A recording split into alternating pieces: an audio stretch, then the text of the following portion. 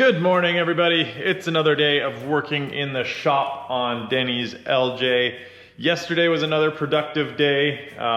This is day 3 officially, if you don't count the first day of picking up steel, which I don't. If you didn't watch yesterday's video, probably go watch that first, but we got the front truss tacked on in place. All the brackets are cut off and ground down. All the brackets on the rear axle are cut off and ground. The rear axle, we are going to put the truss on today, hopefully get that in place. And yeah, there's gonna be some changes. We're gonna have some axles sitting under the Jeep. So it's gonna be slow, tedious stuff today because there's a lot of measuring and centering and playing with links and angles. I'll get into that a little bit, but suspension geometry is so technical and so confusing. Your anti-squat, anti-dive, roll center numbers, there's a lot to it. So I could do a whole hour-long video just on that, but I'm not going to. I'll just kind of roughly explain what we're doing along the way and why I think we're doing it. But I'm also not a professional. I'm just kind of doing what makes sense in my brain and also copying my Jeep a little bit that works really well. But I just found out yesterday that Denny's links are gonna be considerably longer than my Jeep. So it should flex and perform just as well, if not better than mine. So I can't wait to drive this thing, test it out, see how it works. But for now, going to pick up Denny. We're going to Home Depot, pick up some PVC that we can use as mock-up links so that we don't have to waste our very expensive DOM tube. And that's where we'll start. So I'll have to get Denny, pipe, and I'll see you back here. All right, just like magic, Mr. Denny is here. And we picked up some ABS pipe because they didn't have PVC. So I got the bobs back. They are hanging off the mark that I marked before we took it out, which is the front of the C's, which is basically the same as center of axle. So that's gonna be our positioning forward and back. Now we're gonna mark up the axle with center of axle so that we can square it under the Jeep and always have a mark to measure off of. It's just nice having for sure measurements that you can go off of and always the same mark, so that it keeps things even. Because if you start going off different marks, then one can be out by a quarter, and then if you go off that, it can be out a quarter again, and pretty soon you can be way off. So boring stuff now. We're gonna mark this up, measure, mark on the frame also, as many as we can, and then we'll get this thing rolled under.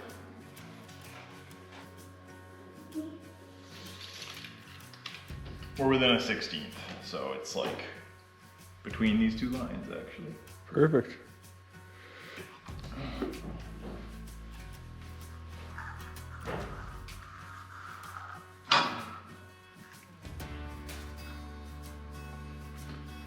Center down on the curve, which is annoying, but that's life. We don't get to choose that. Now the tricky part is finding things that are equal, perfectly equal on either side of a Jeep. There's usually some section of frame or a tab or a hole or something that's exact on either side, but trying to make sure that it's square, you have to measure to a bumper. Bumpers can be bent, so it's actually pretty hard finding perfect spots on frames. So now we have center of axle marked, well, old center of axle, so we'll be a couple inches forward. Center of Jeep with my homemade plumb bob. And we got the front frame side control arm brackets clamped on in their approximate location. So now we can start seeing if there's any clearance issues. The lowers should be all good. The front, we just want to make sure it clears the drive shaft and everything, which even if it's close, it's so long that it's basically going to travel with the drive shaft. So they travel together, so there shouldn't be clearance issues, but we'll get the axle pushed back under, put some links in, cut some ABS, and then we can visualize what things will look like. Found center, axle is level-ish. That cart is not precision, so there's a few degrees of wobble in that. So I think it's time to push it under for the first time. Well, yesterday we kind of did, but official first time. Roughly put that mark on center.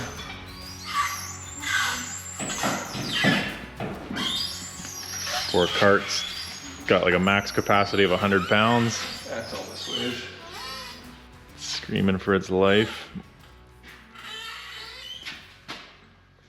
So this is the best diagram I've found on the internet to simply explain everything. So what we're most worried about is anti-squat and anti-dive numbers. So it's all about your control arms, where they point. So your instant center is where the make-believe line where they intersect is, and then it just matters if that instant center is above or below your center of gravity. So that gives you your anti-squat numbers. So anti-squat above 100% means that the rear end moves up under traction and acceleration. Instant center above 100% anti-squat line. So yeah, and that's not even getting into the roll center and all of that stuff. But what we're going for is that the rear end moves down under traction and acceleration, similar to mine. So as flat as possible top link, and then a bit of angle on the lower so that they intersect below the center of gravity. A lot of info out there, and you could research this for days and still learn stuff. So that's not even getting into your roll axis and all that, because we're not getting into that. So less body roll, more body roll. Yeah. A lot of boring math later.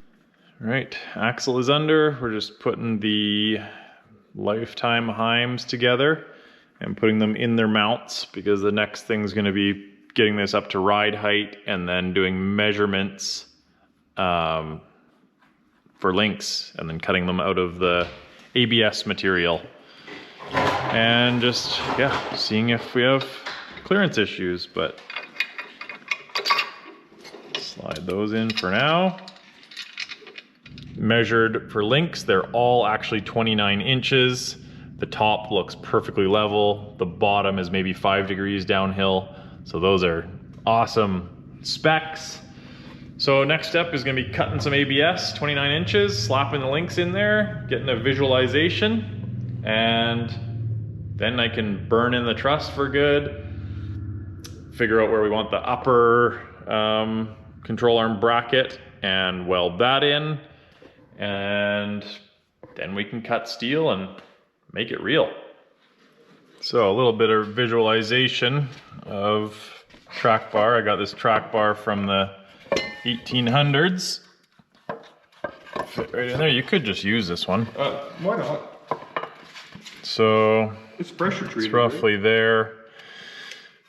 So that's where it wants to sit now, which is too close. The coil spring would get into that. But all we have to clear is between here and the track bar. So right now there's probably 4 inches. Once the tie rod end is up there, there'll be a little bit less, but we can comfortably come forward a couple inches. So that is also good news, because you can see where the little wieners lined up is still a little bit in front of the bump stops. So yeah, that's encouraging. And guess what? TMR is that good. They mark the reverse Oh, the ones with collar. notch. Yeah. Another thing is we'll have to lose a couple of the softest holes for the anti-rock, so it gets tighter when you go in, softer when you go out. And since I'm still hoping we can lose the rear sway bar, the setting he's on, or even one of these three, will be good. So we'll probably have to lose 2 of those in order to create clearance for this bracket here. Okay. Slap them in.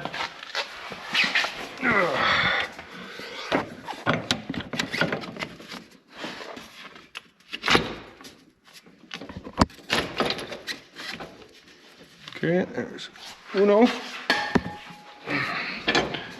Hit my head off of dos. There you go. Let's get a lay down angle of that. That's what we're looking at.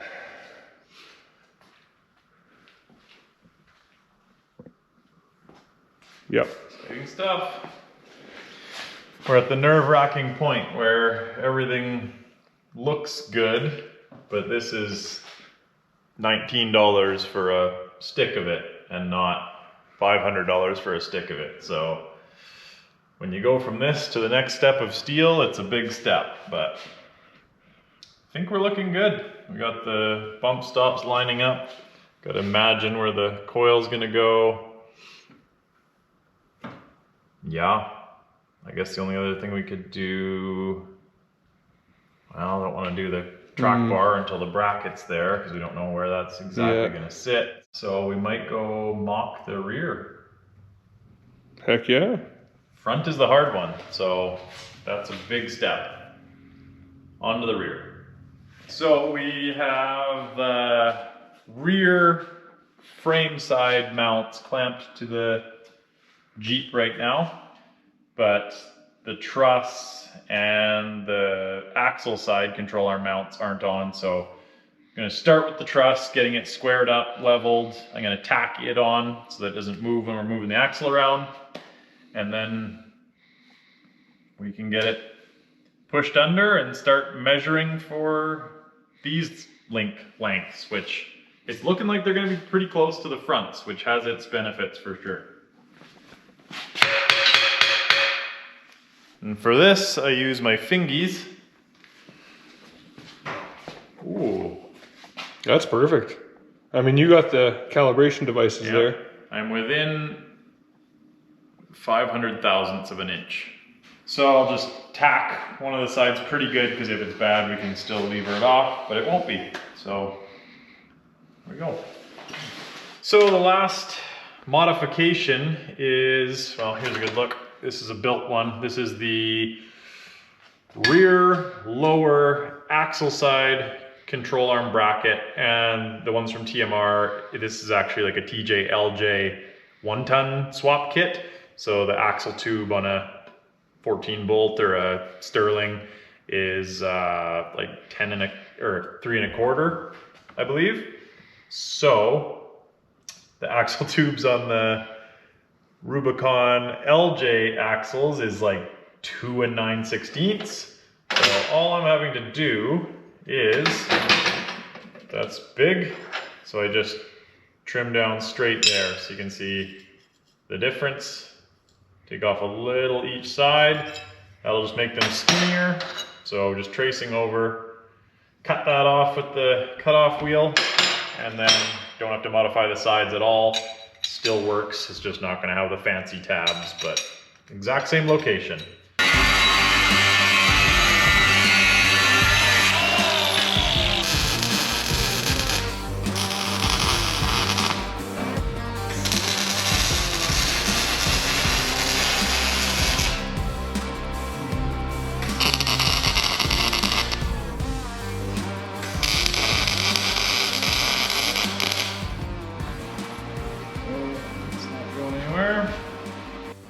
All right, brackets are tacked on, truss is tacked on.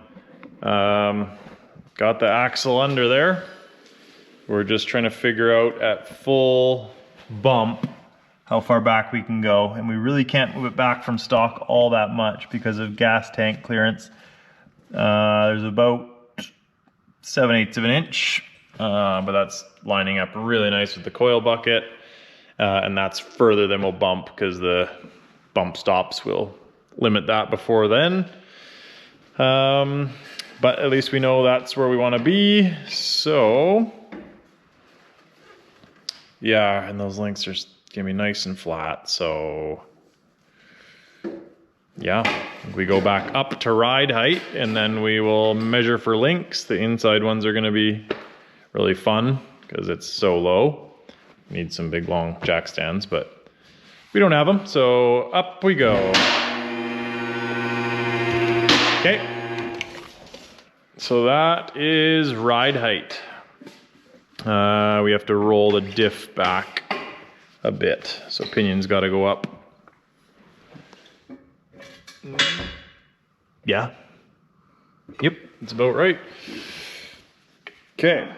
Diff is leveled, so the pinion is pointing up towards the transfer case, and if all goes well, it'll kind of keep that motion and then hopefully won't be pushed back too much because the angles won't be super steep, so it's not going to push it back all that much. We'll place the top mounts on top of the truss, and the heims are already hanging on the frame side, so then we'll do a measuring tape from them to the axle and see what we're working with. Oh, and what's that back there? The like button. Yep. Give it a smash. There it is. Well, I know you might not be able to see as good on camera, but it is looking good. So the upper links are pretty much flat. And then I don't know what we got on the bottom there, but I mean, you could it's close to flat. throw the angle finder on a welding disc. And it'll actually... What was the original? That was 20... 30. 30. And lift it up a little on that end, even sagging. Yeah, there you go. What do we got? 9? Yep. Yeah, 9 degrees from 30. So that's a little better anyway. Yeah. I don't know if you'll notice a difference with Not that much, no. little, but yeah. Not much. No track bar? How's that feel? Might have enough room to put an exhaust in there. That's how it is. Yeah, not excited for the exhaust, but... Well, after looking at yours, if we run one even like yours... That's the, style yeah. I mean, but mine's also not triangulated. It's amazing how much time just, well, for me anyway, I just sit there and stare at something, and sometimes a genius idea comes up and sometimes not, but a lot of hours of the build process are just thinking. And the important part is not to interrupt the person thinking. Yeah. And I've been doing a good job of not doing that. Yeah. What? Nice try.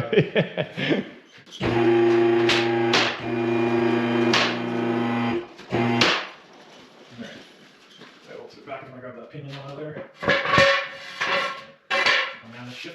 Where's that? Oh, yeah.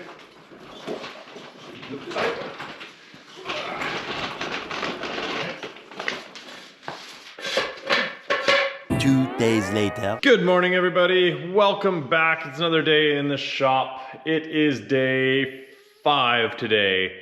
And if you realize that the last day was day 3, that's because the card from yesterday corrupted. So I lost all footage from yesterday. However, yesterday was probably one of the most boring days as far as progress, but I will do a little overview. So, axles are completely welded and painted. Got all the brackets on there. Real good. Finish welded all the trusses, front and rear axle. Denny, after work yesterday, after his work, did a couple hours of grinding. So more grinding on the frame, prepping for welding on the new brackets, cleaning up the axles as much as he felt like. And then, like I said, get them all painted. So at this point, I added a couple little tabs. So I tied the rears together just to help support each other. And then I made these little pieces that tie the truss to the sway bar brackets just for a little extra. Oh, I think I did this yesterday too. Cut an extra gusset and added it. So we are going to be all good there. It's basically built as if it was running 1 tons and a V8 engine. So it should be really overkill. Let's turn on the light here. I got the frame side rear control arm brackets welded on the frame. So those are good to go. Last thing yesterday is I welded up the front side or front frame side control arm brackets there. So all the brackets are fully welded. The fronts just need to be welded on, which is what I'm doing today. Another big thing that took me far too long, but it's very important, is the routing for the fuel lines. So These are 3 fuel lines and a brake line, and then there's a locker air line up there too. They used to be strapped to the side of the frame with these little Christmas tree brackets, so can't really see, but they were strapped vertically against the frame. We had to turn them away because of the bracket actually back there. So we made another bracket here, the little Christmas tree goes, and we can zip tie it on. Those are out of the way, a little closer to the exhaust, so we'll want to probably do a little heat wrap and also try and zip tie them away as much as possible. The rear, I just attached a bracket to the control arm bracket, so same thing. Holds them there, slightly away from the floor. So afterwards, we'll just go through and make sure that they're not sitting on any surface, especially a corner, so that they A, don't rattle, and B, don't wear through, because fuel lines are reasonably important. So that's kind of catching you up. That doesn't sound like a 12-hour day, but that was a 12-hour day. Basically been dropping Denny off at work just before 7, so starting up here just after 7, and then shutting things down anytime between 7 and 8 p.m. So long days, but this is only day 5, so pretty quick project as far as how big it is. So today, I really hope I don't lose the footage because it's gonna be a big day. There should be, if everything goes according to plan, there should be a lot of visual changes today. So I'm gonna start with welding these frame side frame side front control arm brackets on. Get those all measured out, welded, clean them up a little bit. And then I can start cutting some steel for the links, which is a big step because that stuff is not cheap. So if you screw it up, it's expensive. But shouldn't screw it up because those are all the links. Those are the rear 4, their exact lengths. So just need to copy that. And then, well, the fronts are the same thing. They're up there. So get the chop saw set up, cut those, and then I can weld them into the bungs on the heims.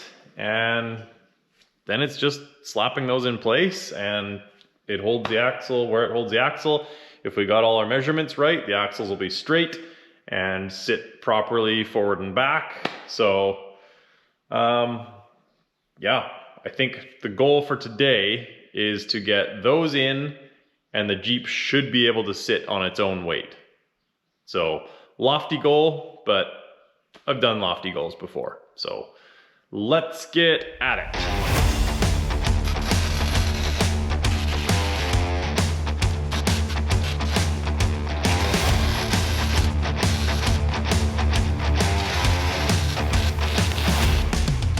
Overhead welding sucks. But that's one side done, finish the other.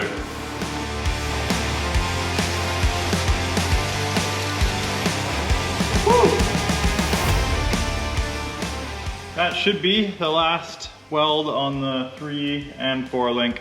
I just have the track bar left to weld in, but I haven't figured that out yet.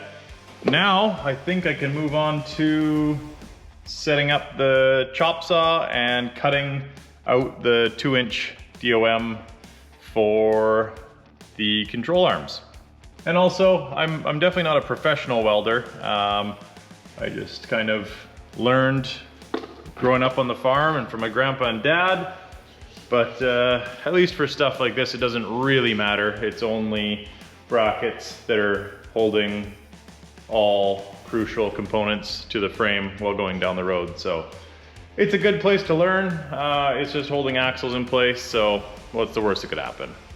Now, there's a 13-foot and a 10-foot stick of 2-inch quarter wall DOM. That's really heavy, and I don't have any core muscles to be able to pick it up off the floor, so I don't want to do that a lot. Currently the chop saw is up here, which couple options, I can move it over there more and then put some wood on here to be able to be level with that because it's almost there. Or I put the chop saw down on the ground and then put some wood under this end over here to make it level.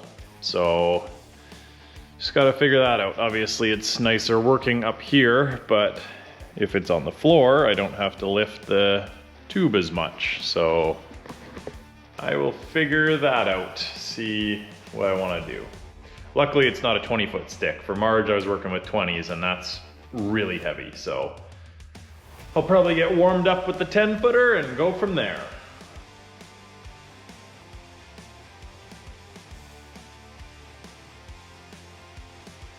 I don't know what that weighs, but probably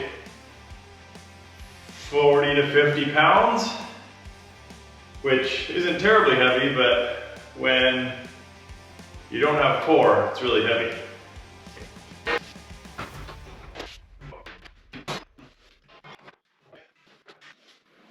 Not too far off. I'll grab a couple chunks of wood and some shims and we'll be good.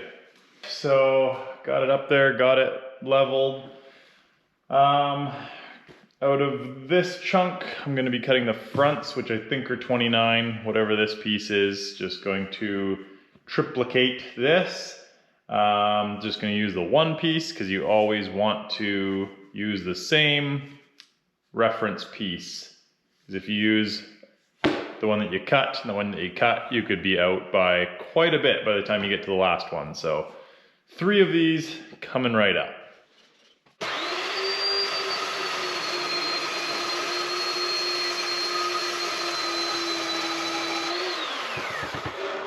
First one done, which is a rear upper. Because I changed my mind. I'm doing 2 rear uppers, 1 lower, and a front, because that uses up most of the stick most efficiently. So that's the easiest way to screw things up and cut 1 too many or less or something of your material. But I'm doing it.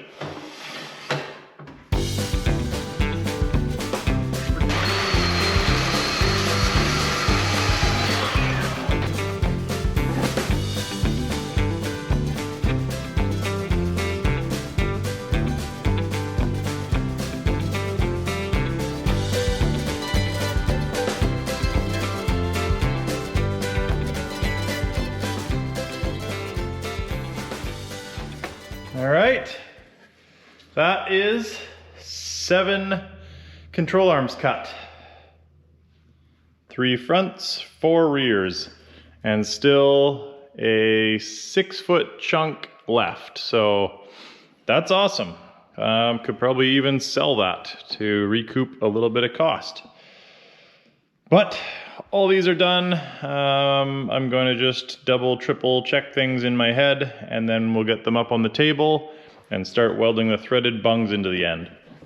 And that's another very crucial point, is to make sure you've got 1 right-hand thread and 1 left-hand thread on either end, because if you do a right hand and a right hand, when you go to adjust it, the pipe is just going to move. It's not going to adjust anything. It's just going to slide left to right. So you need opposing threads so that, like a tie rod, you can twist it and it pushes out, twist it the other way and it pulls in. So fully adjustable control arms and track bar once we get to that point. These are the threaded bungs or threaded tube ends. They are machined to fit in there with like 0 tolerance. They don't slop back and forth at all. Tapered there so you can get a good weld. And the left hand thread is marked with this line. The right hand has nothing. So as I mentioned before, left hand on one end, right hand on the other end. Very important. So let's get started. Only, I don't know, 14 or 16, something more of these to go. By the way, if it looks like my physical appearance is deteriorating throughout the week, that's because it is. I haven't put a lot of time and effort into this.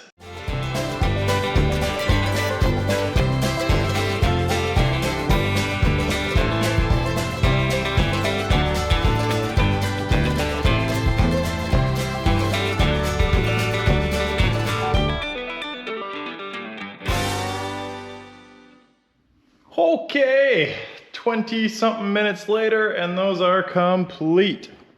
So we got the 3 fronts, which are 29 inches, I believe. the rear uppers, which are 28, and then the lowers, which are less than 28. The welds are good, but good enough for now. I'm going to, this is the annoying process, put the ends in, put them in the axle under, put them in the axles, put the coils in, hopefully get it down on its weight, I'll put the tires on to be able to figure out the track bar location, make sure it's got enough space between the pitman arm and the coil itself, especially when it flexes. And then we'll have to take the tires off, take the control arms out, take everything out, and when Denny gets here, which will probably be around that time, he can grind down those welds, get those cleaned, painted, we'll have to paint all the frame areas that we ground, all the brackets, everything. And then that will probably be the rest of today, and then tomorrow it's going to be putting everything back in once it's dried and plumbing it all. So we're getting close. This is exciting. All right, I can't remember what I last said because I had a snack in the meantime. So I'm gonna get the axles in place. So I'm gonna pull it back to roughly where it sits, and then I'd like to get it up higher because it's really hard for me to reach the center ones once the Jeep is down. I can reach them, but to be able to hold up a 20-pound link out there is hard. So I'd like to get them up on the jack stands a little bit. So I'll pull it back, strap it to the side of the Jeep with some ratchet straps, lift the Jeep up on the lift, set those higher, set it back down, and then put the links in. So everything is a lot of work, but it's gonna be worth it.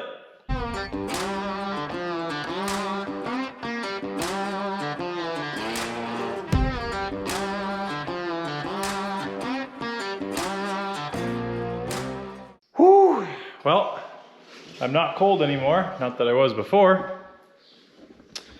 Not too bad, but it's always a wrestle, so I guess we can take these out. Yeah, there's the real links in for the first time. So it's obviously tipped back a bit because it's about twice as much droop as it's going to have. So next for this guy is going to be putting the coil springs back in their buckets. And then since there's no limiting straps and the shocks aren't on, that's another thing I have to figure out today is if those are going to work, and or if we have to move those, or if we have to get new ones, or if we have to get new ones and move them. So I'll just be strapping them in their location for now. And yeah, we'll move to the front.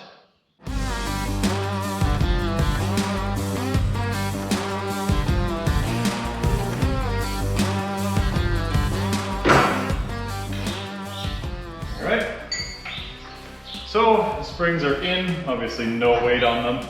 So I'll strap them there so that I can lift up and the jack stands will then be free.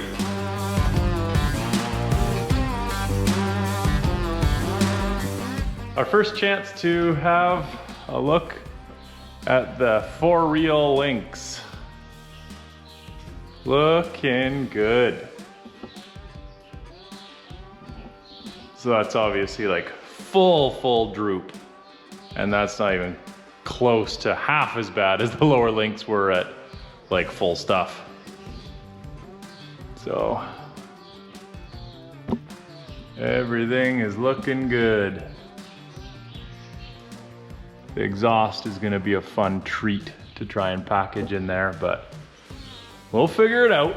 And then yeah, the shocks don't have a home yet, but we'll figure out whether we're gonna leave them there, because the way that they're mounted, they can rotate front and back, but side to side they just instantly bind, like comfortably back and forth, maybe an inch. So since this setup is going to be flexing a lot and pushing each side slightly side to side, it'd be nice to turn that so that there's more side to side flex. But we will cross that bridge when we get there in like 2 hours.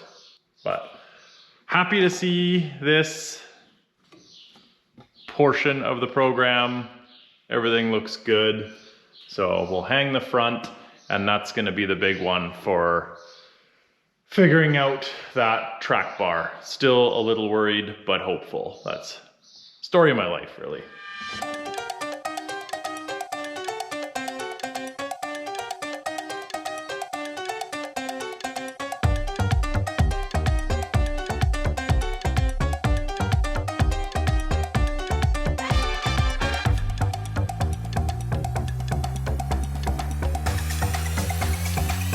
It's always a little bit of a fight, but the 3-link front is in. So now I will drop it down, get the coil springs in, reattach the tie rod end to the pitman arm, the drag link, and then that's when I can check out my clearances for the track bar bracket. The reason it's interfering is because the stock one sat inside the frame, so the track bar was quite a bit too short, and ideally you want your drag link and your track bar equal lengths. So this is a weird setup on here. There's really stupid steering, this Y bar setup. So the drag link is connected to the, well, the drag link and the tie rod are kind of one of the same. So it connects here. So it's kind of weird to do steering geometry. It's much better to have a high steer setup where your drag link runs all the way over to the knuckle and then the tie rod goes knuckle to knuckle, just like most vehicles. But to do that with this Jeep, you need to buy aftermarket knuckles, Reed Racing knuckles, something, and they are very expensive, and that's not in our budget right now.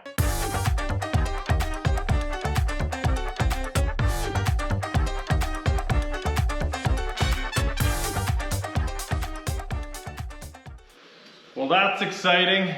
That's the first look at it with nothing underneath. Yes, it is being held up by ratchet straps, but that doesn't matter. It is all on its own suspension. Let's have a little walk around, so to speak.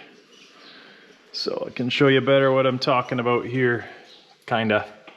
Got your coil spring, you got your pitman arm, and we need to fit a track bar bracket right there. So I just need to see with compression how much this bends forward, if it does at all. If it travels nice and straight, that's good. If it bows out, we are gonna have a problem. 3-link is 3-linking. Drive shaft will line up just perfect. I might just slap that in just cause, get a better visual. 4-link is 4-linking. So yeah, that's the beauty of triangulated 4-link. No track bar anymore. Keeps it nice and open. Yeah, looking good. And then I'm hoping this is where the sway bar connects. And then there's little, well, past the exhaust there, there's holes where the track bar mounts. Or sorry, not the track bar, the sway bar mounts. But I'm hoping we don't need it because there is one on the front. I ran with just one on the front and none on the back for a long time. And then the joints wore out on the front.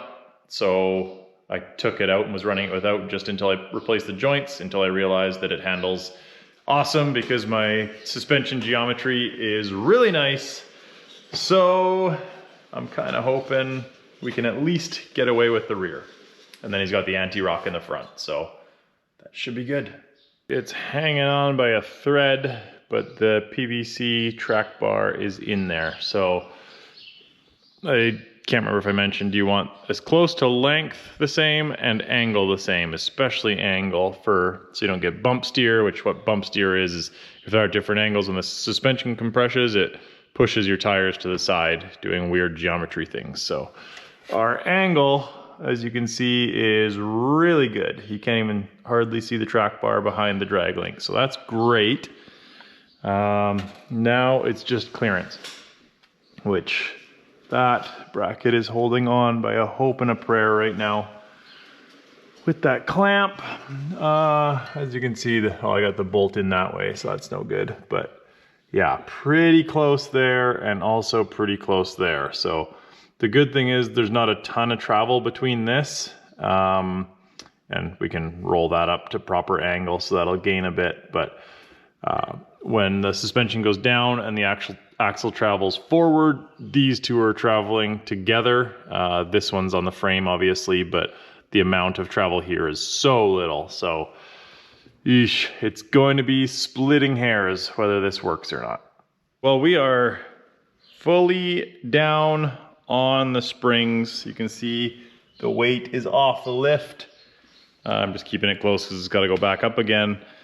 So just been staring at this track bar mount for quite a while, and I think I'm gonna have to take some out, and then I'll have to take the same amount out of there so it clears up here, move it up, and that'll also, because this frame is angled, so it'll also tip it so this bracket is plumb, and hopefully that'll get it away from the coil a little bit. It'll pull it away from the pitman arm a little bit, and I just kind of think there's going to be one very specific spot where it works and doesn't hit.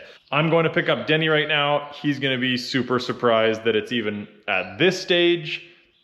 I'm probably going to lie to him and tell him that I haven't been doing much because that's just who I am. And he'll be stoked. I'm stoked.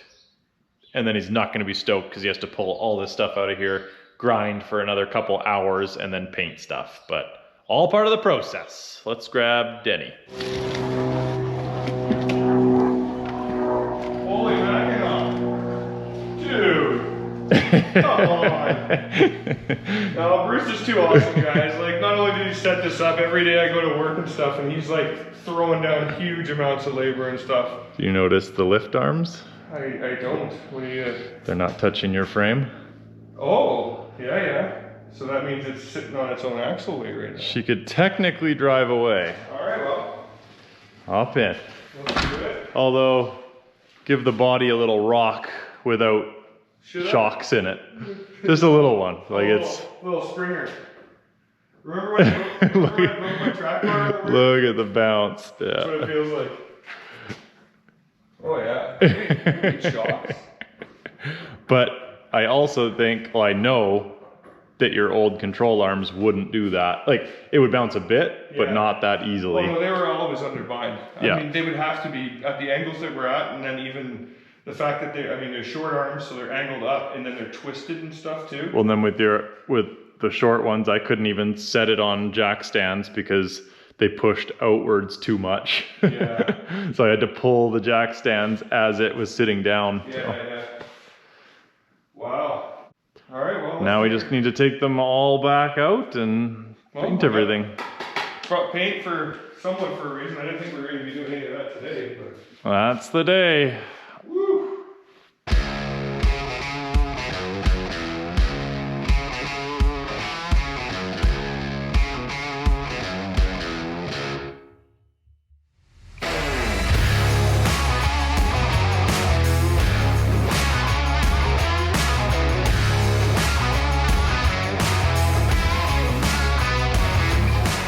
Well, we are calling it quits a bit earlier today.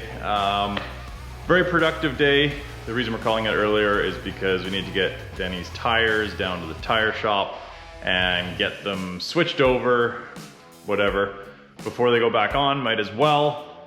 So, control arms are off.